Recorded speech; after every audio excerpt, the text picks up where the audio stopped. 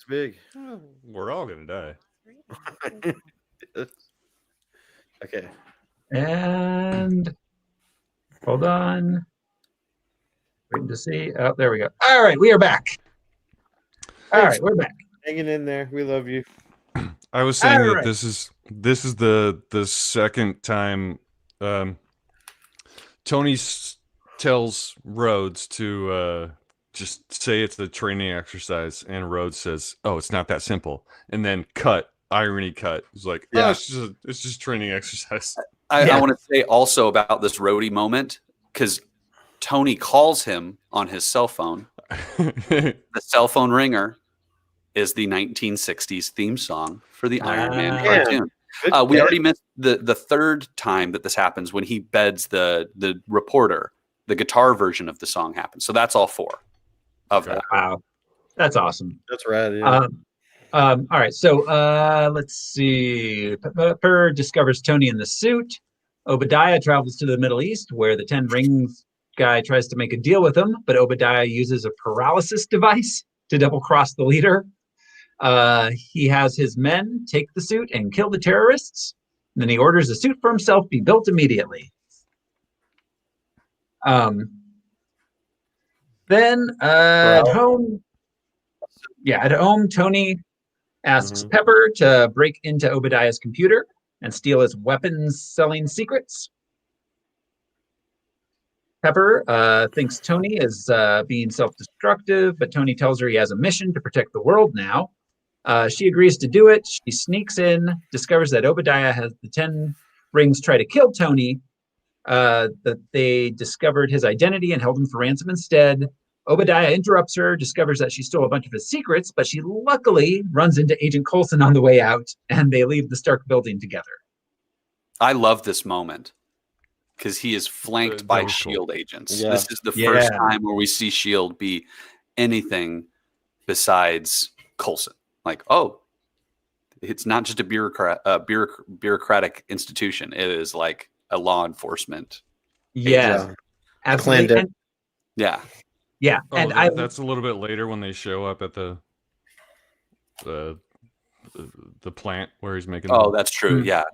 But I love how Pepper isn't like, she immediately takes things into her own hands. She's not like just a damsel in distress. I mean, she's doing what Tony asked. She isn't backing down.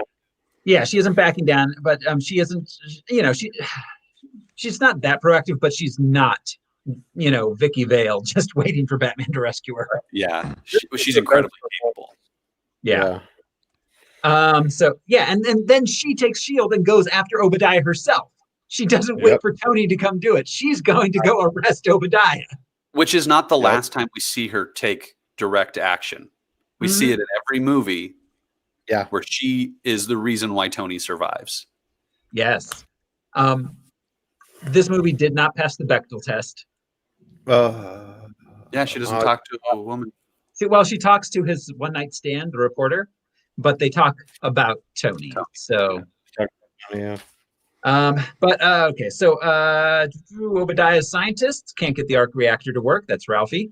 Obadiah gets pissed off and subdues Tony at his home with the paralysis device and steals the arc reactor out of Tony's chest, leaving Tony to die. And reveals his evil plan. This is the first like horror element that we get in this movie. Yeah. I mean, because we see it with the paralysis device in the Middle East, but once it happens to Tony, it is like spooky. Yeah, you can see him in his home immediately as the thing is removed. Yeah, it was dark. Yeah. There was also a line here from Obadiah that, okay, so the line was, do you really think that just because you have an idea, it belongs to you? Yeah.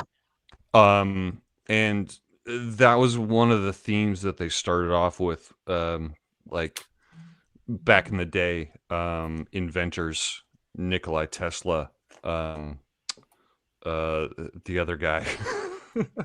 Edison? Yeah. Edison, yeah.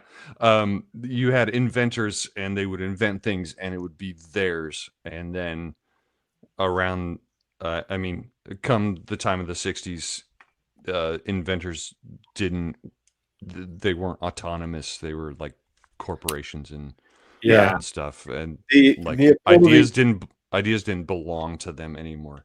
Well, right. I mean, I think a lot of that came with the bomb, the way that the bomb was designed. Manhattan Project, yeah. It became I don't want to say a public good, but it truly is public property in that sense, something that was funded by the government. Yeah. Well, the ability to own patents was considered heavily when making the Constitution. Yeah. Because if you lived in England, you showed your device to your local lord or whatever, and then he took the invention to the king. Next thing you know, the king had invented it, and you didn't get dick. Yeah. So anyway. Yeah. So Pepper calls Rhodey, tells him what's happening. Rhodey goes to check on Tony. Since he's not answering the phone, Tony was able to crawl into his lab, where with the help of Jarvis, he puts the original arc reactor that Pepper saved for him back into his chest. Was it Jarvis or was it Dummy? It was Dummy. It was Dummy. Yeah. Isn't Dummy just an extension of Jarvis? It truly is just an extension. By Jarvis, you're right. But they gave him his own personality. Yeah. So all right. Obadiah puts the stolen arc reactor into his own suit. Then Rhodey arrives and tells him that Pepper and 5 SHIELD agents are going to arrest Obadiah. Tony suits up and heads out. Though Jarvis warns him that his original arc reactor is not powerful enough to keep his suit going.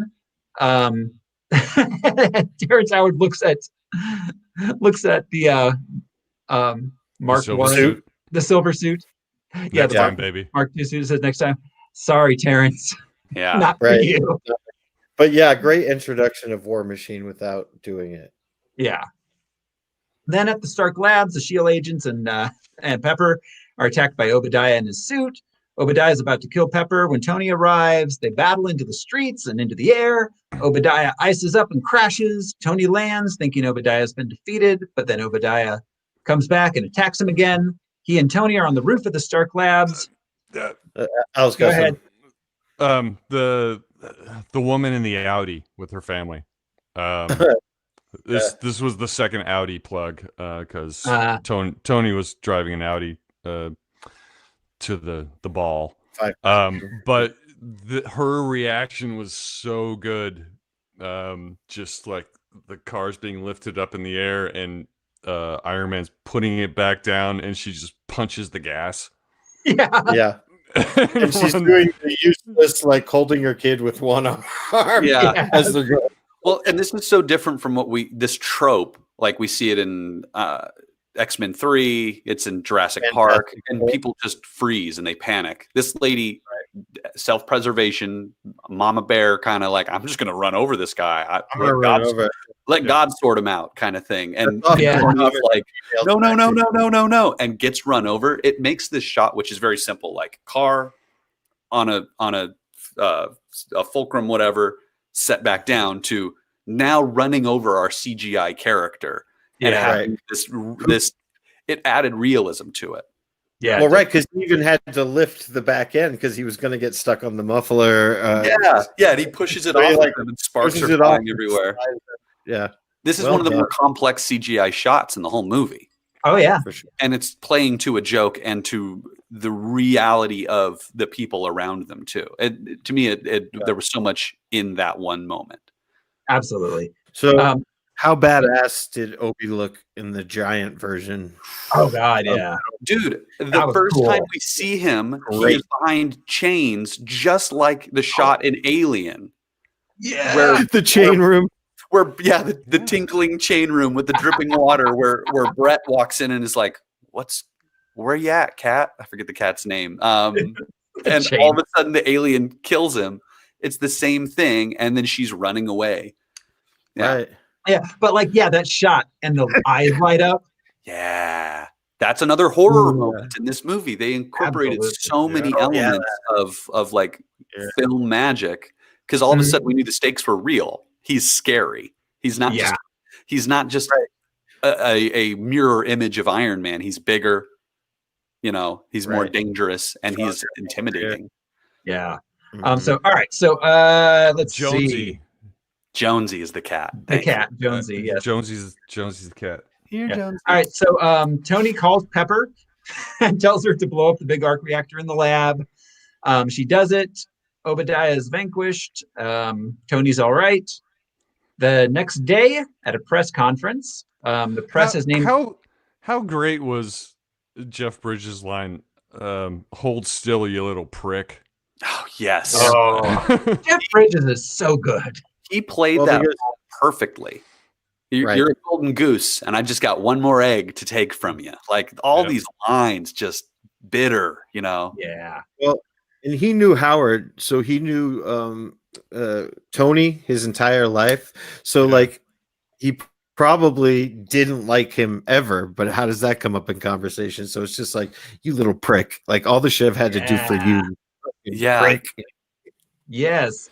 When he pulled the reactor out of his chest, he says, like, I've been propping you up for 30 years. Right. The bitterness. Mm-hmm. Well, and what does he say? He's like, this is your magnum opus. This is your Beethoven's ninth. This is your ninth symphony. Yeah, your ninth symphony. This is your masterpiece. Yeah. There's a lot of not even admiration, but just like hate. And again, that he says it's your ninth. That's another Solieri and another reference. Really, it's the one that made Salieri want to kill himself. But all right, so he tries to kill himself in that movie, I think, right? Yeah, he does. Oh, now you're confusing Mozart and Beethoven. Yeah, Mozart and Salieri, or Mozart and Beethoven, but yeah. Oh, but Beethoven. But all right, so the next day at a press conference, the press is named the unknown hero Iron Man. Coulson has arranged for an alibi for Tony. They're saying that Iron Man is his bodyguard. Tony and Pepper flirt a little, doesn't go anywhere. I like that they didn't have like a big like kiss the girl moment, save the day thing. Tony gets in front of the press and at the last moment decides to reveal himself, proclaiming, "I am Iron Man." This was improvised. It's so good. This was not written in the script. The script was for him to say the thing that Coulson read to him. And Robert Downey Jr. supposedly is the one who's like, why don't I just say that I'm Iron Man? Yeah. And they changed everything. Changed everything. Yeah. In retrospect, it's so good. It's literally the phrase from the song, "I am Iron Man." It completely twists the movie on its head. It's just it's him coming into his own. Like it's just perfect. It's so good. Superhero movies. He's the first that I can think of. Are there any other superheroes that we can think of that didn't have a secret identity by the end of their first movie? Howard the Duck. Howard the Duck. Well, he was always, Howard. And Batman almost did in The Dark Knight, but Harvey gets up before he does and claims to be the Batman. Yeah. And Bruce totally could have said no, it was me. Like he went to I'm Batman and so's my wife. Standing up and saying it. When he says I am Iron Man, everybody jumps up out of their seat except for Christine Everhart. Yep. Yeah. Well, and this is I don't know one if of she those just figured it out before. Cuts. Well, I mean, it's so obvious. Well, because she's the one who's giving him shit. Like, are we supposed to believe that this is your bodyguard? Really? Like, I've been to your house, dude. Yeah, your house is so technologically advanced. I love the quick cut at the very end. I am Iron Man. Boom, bump, bump, bum. Like the music in the credits. I just remember that in the theater being like, I want so much more of this. Are you kidding me? Yeah. So good.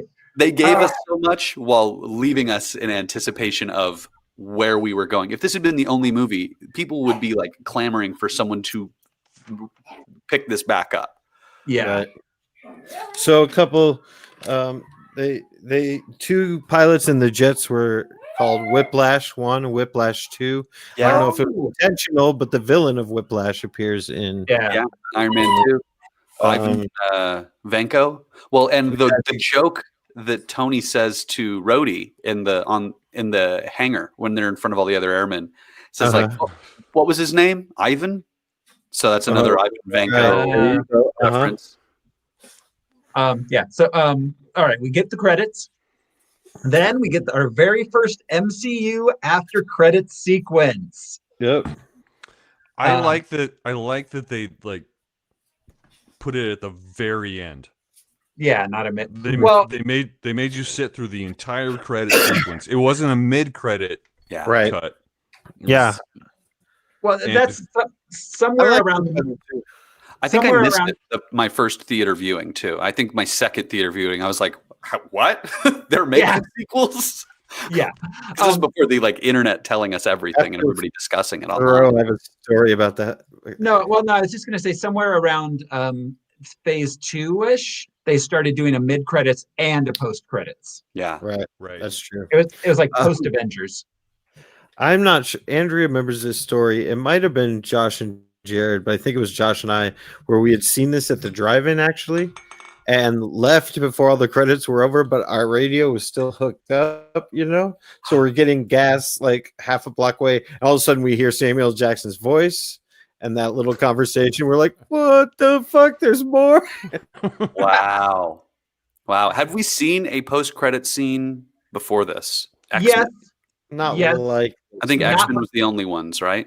No, there was Constantine had one. Oh, that's right. Yeah.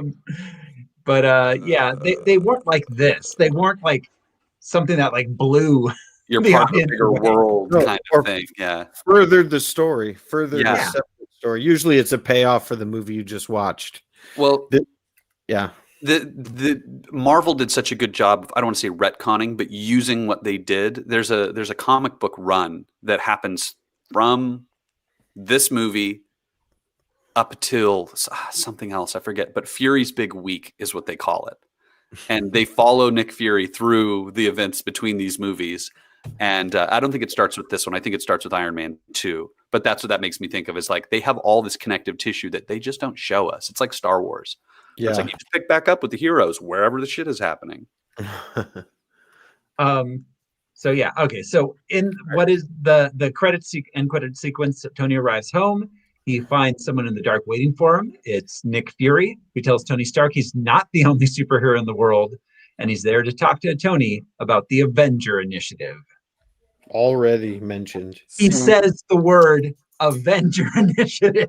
Yeah. There was no right. Captain America to come, Thor to come. It was So yeah, always- we've got Cap, we've got Captain Marvel at large in this universe. yeah. The Hulk doesn't exist yet, Yeah, but he will in like 5 days. Yeah. Well, chronologically, there's, if I remember correctly, and we'll find this out in a few months, there's scenes in the Hulk where they reference things that are concurrently happening in Iron Man. Yeah.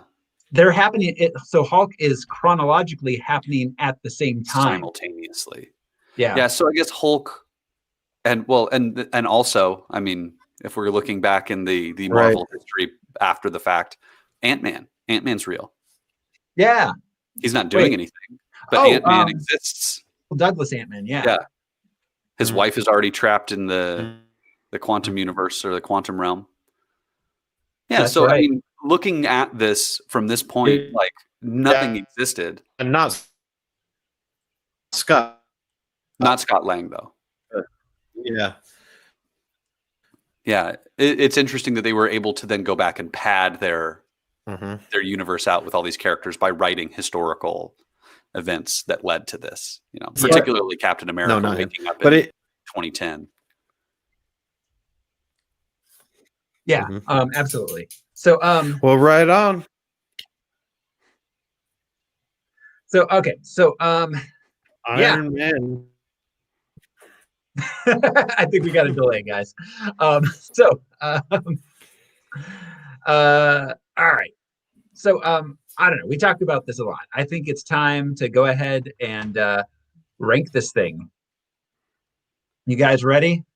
Are we ready? It's I- so good. Cheeseburger I- first. I need a cheeseburger first. I know what I'm putting this at if I have a vote. This is the best out of Are you everything. putting it? You're putting it number one. My vote is for number 1. I think this is better than Batman and Superman. Um, Everyone. Such a solid movie. Let's see. So, all right. At number 1, we've got Batman Begins, then Batman 89, then Spider-Man 2, then Spider-Man. I agree with Brian. I think it's the best we've seen so far. Josh? So number 1, I would have said, I thought I was going to say number 2, but yeah, I'd be happy with number 1. All right. Al, were you on board with number 1? I'm on board because it was so not clunky and just Right. It made me laugh and smile throughout. It wasn't aggravating. I think this is a slicker movie than Batman Begins is. I think this movie does the comic book world a better justice on screen than Batman. It absolutely does comic books better than Batman Begins does. Batman Begins might be a better drama action film, but this is a better comic book movie by far, I think. It's hard to compete with even the other movies that came after it. All right, we're doing it then. We're putting Iron Man at number 1 on our big list. Right there we go. And that means we are done with Iron Man. And next week, we are going to watch our 74th movie, Jumper. Ooh, this has Darth Vader in it, doesn't it?